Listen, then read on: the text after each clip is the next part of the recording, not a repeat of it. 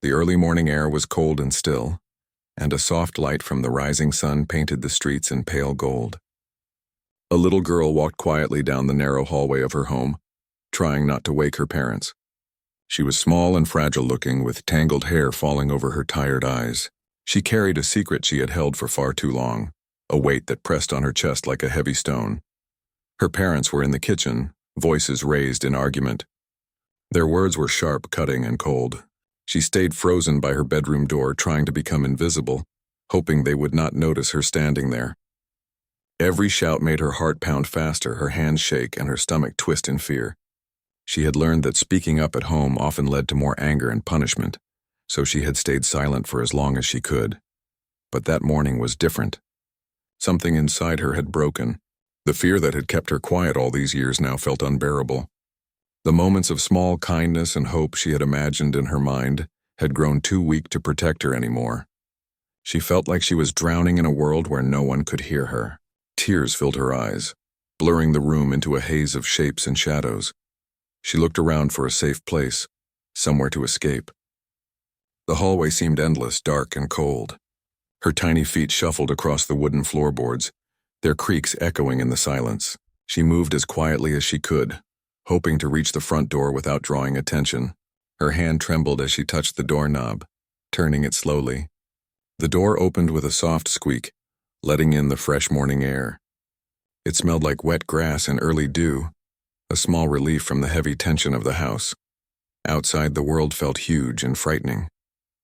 Cars passed by with their engines roaring, birds flew overhead, and the wind tugged at her thin sweater. She hugged herself tightly, wrapping her arms around her small frame. Her knees felt weak and her breaths came in short, shaky gasps. She walked down the sidewalk, unsure where she could go, just knowing that she needed to leave the house. The girl remembered the garbage man who came every morning. He was not a friend in the usual sense, but he had a kind face and always gave her a small wave when he passed by her street. To her, that wave was a symbol of something safe, something gentle in a world that felt harsh and cruel. Maybe, just maybe, he would listen. Maybe he could help. As she walked, the sun climbed higher and the street slowly filled with the sounds of the day. Dogs barked, neighbors spoke from their porches, and the distant hum of a lawnmower filled the air. She moved quickly, though her tiny legs felt heavy. Her chest ached, not just from running, but from the fear and sadness that weighed on her. When she saw him rounding the corner, she felt a strange mix of hope and panic. He was pushing his cart, lifting heavy bins and tossing the garbage into the back. He hummed a little tune under his breath, completely unaware of the little girl approaching him. She ran faster, calling out in a voice that trembled with desperation, "Please, please help me." The garbage man turned at the sound of her voice. His face softened when he saw her and he knelt down to her level. "Hey there, what's wrong? Are you okay?" he asked gently, his eyes full of concern. She shook her head, tears streaming freely down her cheeks. Her voice was small, barely a whisper. "It's my parents. They... She could not finish the sentence. The words felt too heavy, too dangerous to say aloud.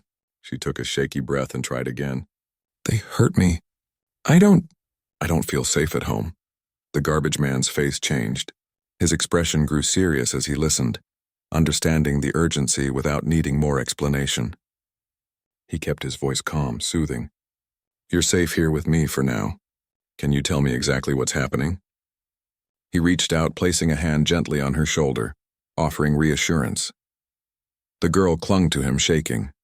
Her sobs came in waves, each one louder than the last. She whispered about the yelling, the fear, the times she had been left alone, and the things that had scared her so much. The garbage man listened patiently, nodding, never interrupting, never judging. She felt a small spark of relief, a feeling she had not known she could have in a long time.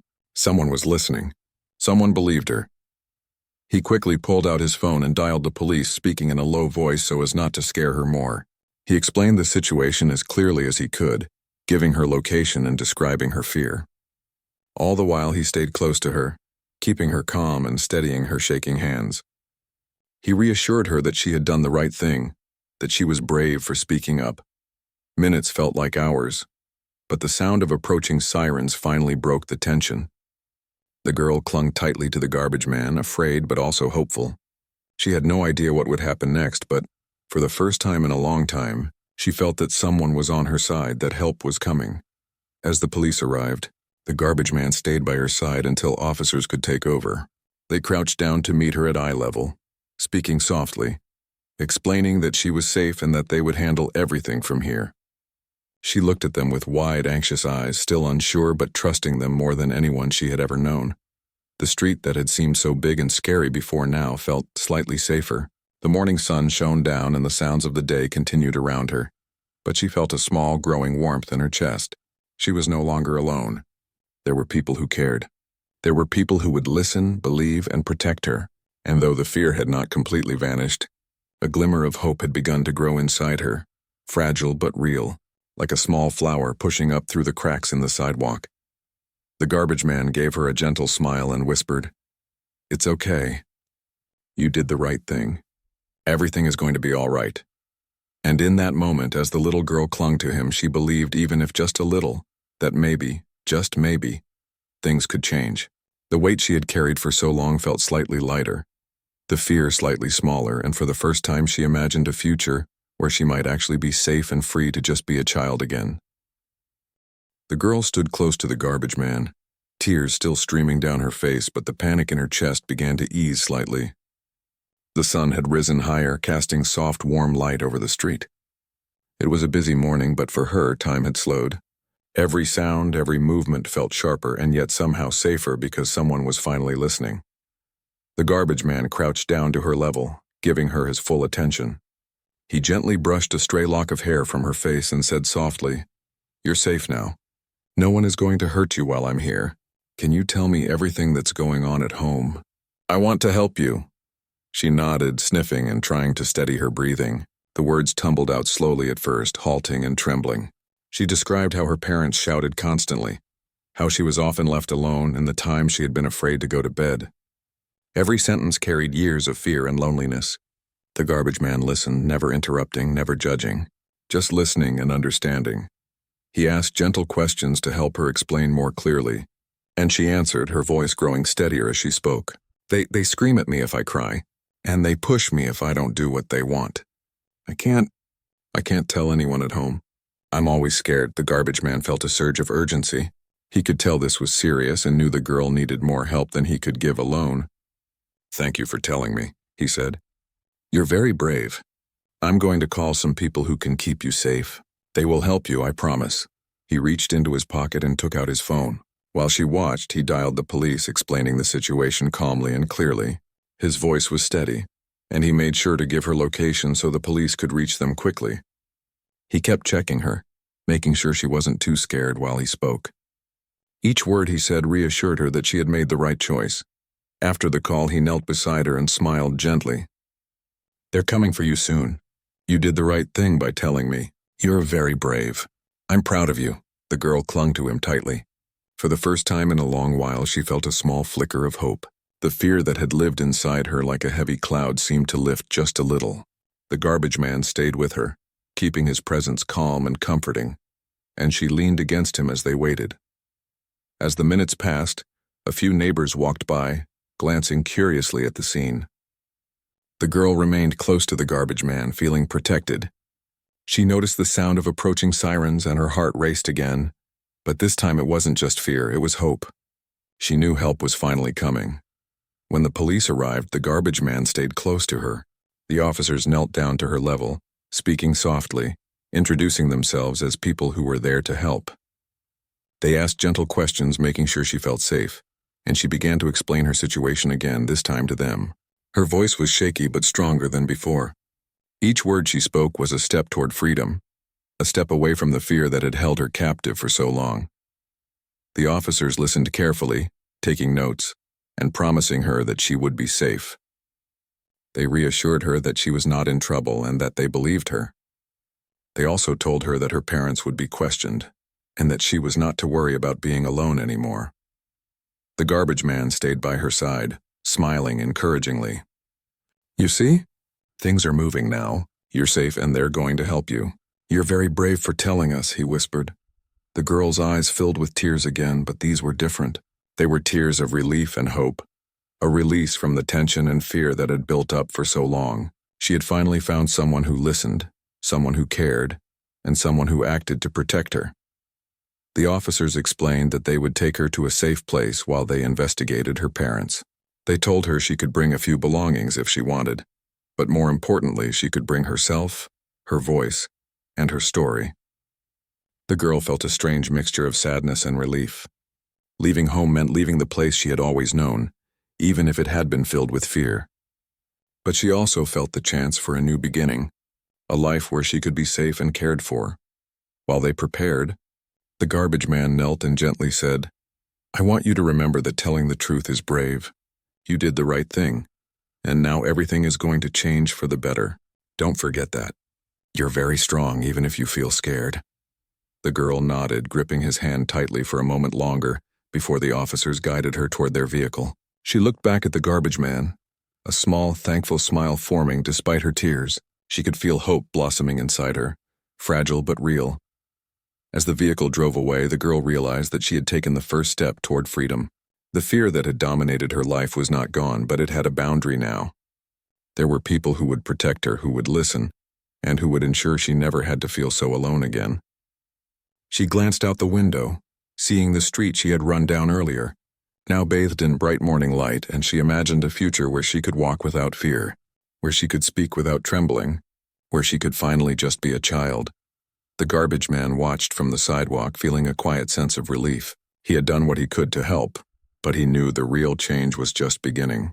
The girl's courage had sparked a chain of events that would transform her life. He stood there breathing in the crisp morning air, hopeful that this small act of listening and kindness had made a difference in the world, and grateful that he had been in the right place at the right time. In the moments after, the street returned to its normal rhythm. But for the little girl, everything had shifted. She was no longer trapped in silence. She had found a voice, and with it, a chance for a life filled with safety, care, and hope.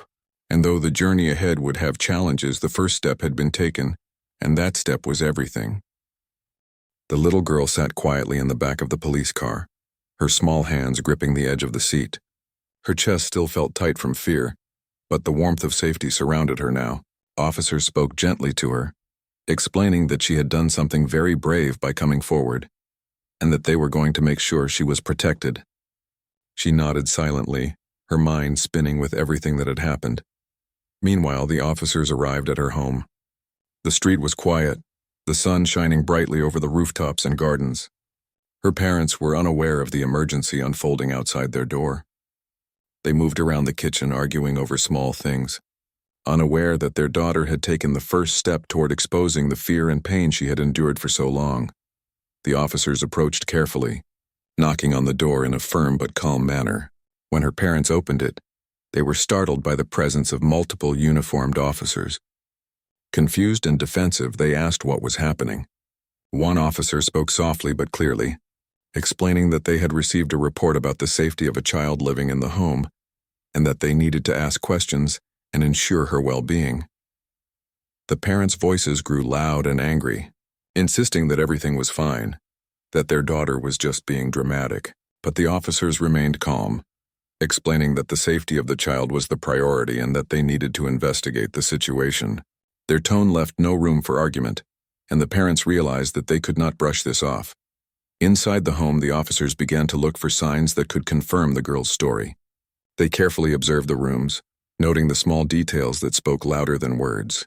The air was tense, and the parents' discomfort grew as the officers moved from room to room. They realized that the officers were experienced, methodical, and would not be swayed by excuses. Soon, the officers called for social workers to come to the scene. The social workers arrived quickly, bringing with them expertise and empathy.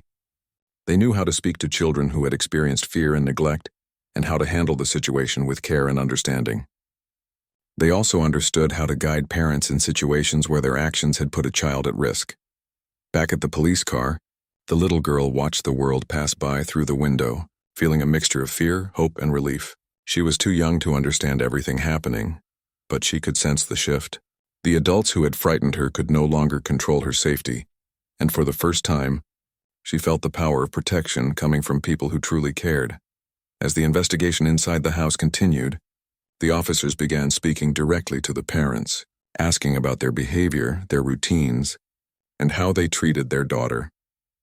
Each question made them more defensive, but the officers remained patient, documenting every response and every reaction. The social workers took notes, prepared to ensure that the child would have a safe place to stay while the investigation continued. After gathering enough preliminary evidence, the officers finally informed the parents that they were being placed under arrest for neglect and abuse. The words hung heavy in the air, and the parents could no longer deny the situation. Their faces showed shock and fear as they were guided by the officers, realizing that the actions they had taken for years were finally catching up with them. Outside, the little girl watched as the officers brought her parents out of the house. She felt a complex mix of emotions: relief that she was finally safe, sadness at the loss of the family she had once known, and a cautious hope for a future where she could live without fear. She clutched the officer's hand, feeling their reassurance, and allowed herself to take in the reality that her life was changing for the better. Once her parents were taken into custody, the social workers turned their attention fully to the girl.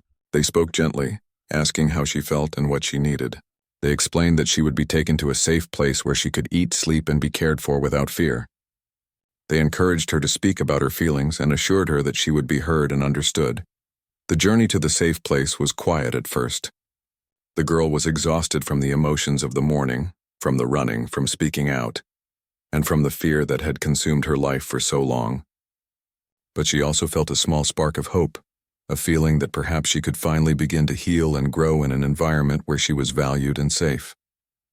At the safe home, she was greeted warmly by the staff and other children who had been through similar experiences.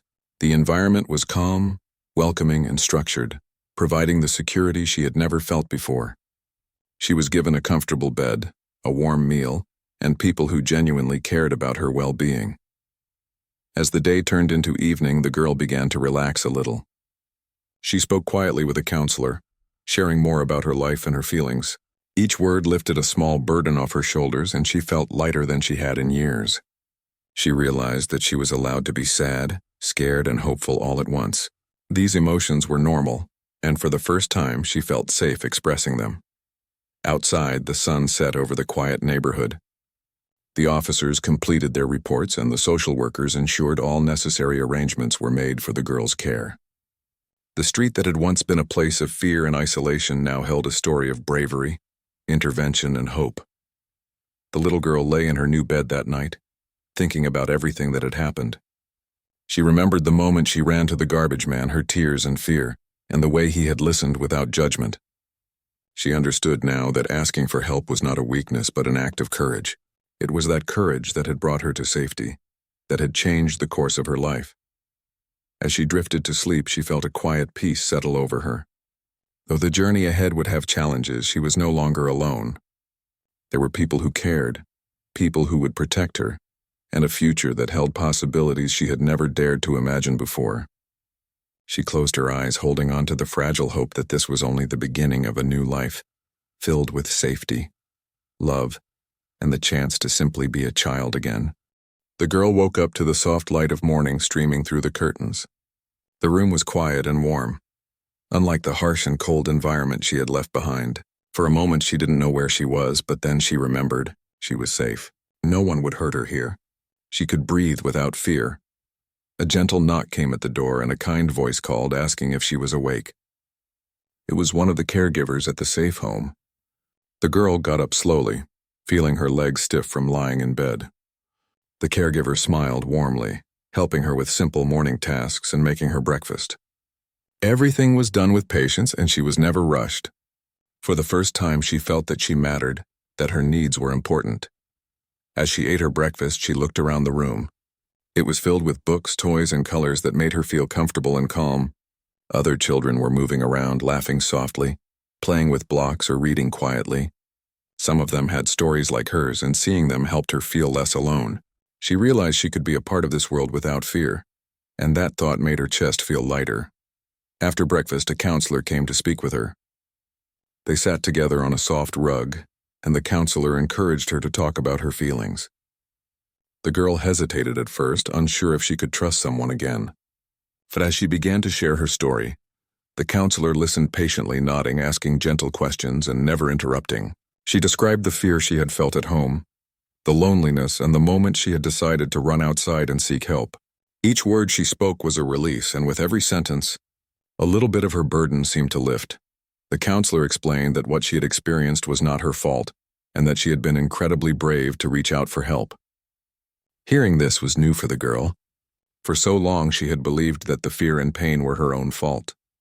Now she started to understand that she deserved care and protection, that she could trust others to keep her safe.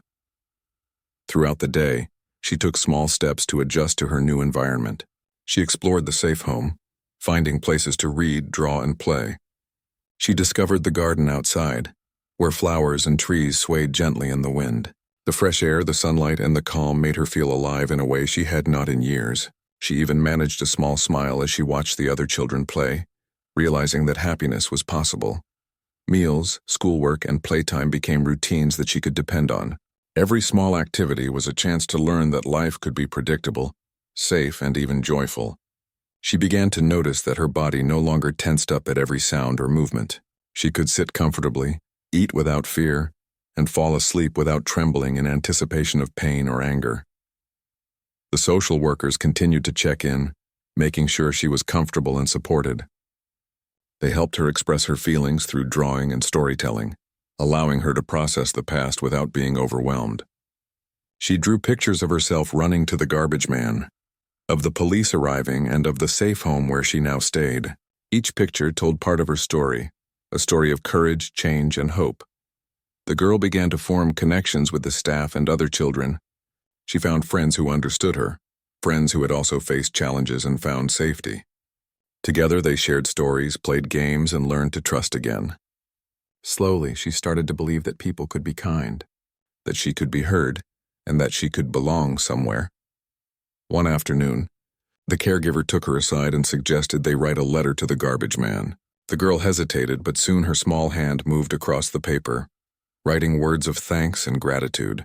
She described how he had listened, how he had reassured her, and how he had changed her life by believing her. Writing the letter made her heart feel full, a mixture of relief and appreciation that she had never felt before. Evenings were calm and gentle. The caregivers read stories, sang soft songs, and created an atmosphere of warmth and safety. The girl felt herself relaxing more and more each day. The nightmares that had haunted her nights began to fade, replaced with dreams of running through open fields, laughing, and feeling free. She began to realize that she could imagine a future where fear no longer ruled her life. With time, the girl began to trust herself more. She could make small decisions like choosing what to eat, what to wear, or which activities to join.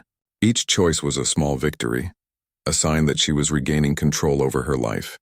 She felt proud of herself even for the simplest actions, because they meant she was learning to trust her instincts and desires. The caregivers encouraged her to talk about her feelings openly, reassuring her that there was no rush, no pressure, and no judgment. This patience allowed her to slowly rebuild her sense of safety and self-worth. She began to understand that it was possible to be strong and gentle at the same time, that courage did not always mean facing danger, but sometimes meant allowing oneself to heal. As days turned into weeks, the girl started to explore more of the world around her. She noticed small joys, the way sunlight reflected on leaves, the sound of birds in the morning, the warmth of a soft blanket. These simple things, once unnoticed, became symbols of her new life.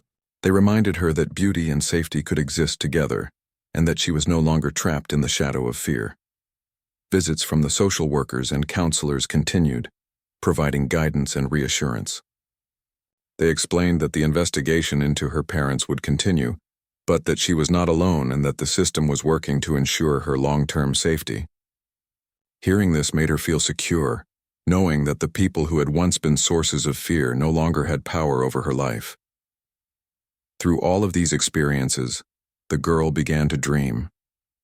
She imagined a future where she could go to school without fear, make friends without hesitation, and grow up knowing that she deserved love, respect, and safety. These dreams, once distant and fragile, now felt possible. The spark of hope that had begun when she ran to the garbage man had grown into a steady light, guiding her forward. One evening, as she sat quietly drawing in her room, she thought about the journey she had taken, from fear to courage, from silence to speaking out, and from danger to safety. She had traveled a path that few children ever had to take. Yet, despite everything, she had survived and found strength she had not known existed. The girl looked out the window at the stars beginning to appear in the night sky. She felt a deep sense of gratitude for the garbage man who had listened, for the officers who had acted, and for the caregivers who now surrounded her with warmth and care. She understood that while the past could not be changed, the future was hers to shape, and in that understanding she found peace. Lying in her bed that night, she closed her eyes and allowed herself to dream freely. No fear, no pain, just the hope and possibility of a life filled with safety, love, and kindness. She knew that the journey ahead would continue, but for the first time she believed that she could face it with courage, support, and hope, and in that belief she found the strength to begin truly living again.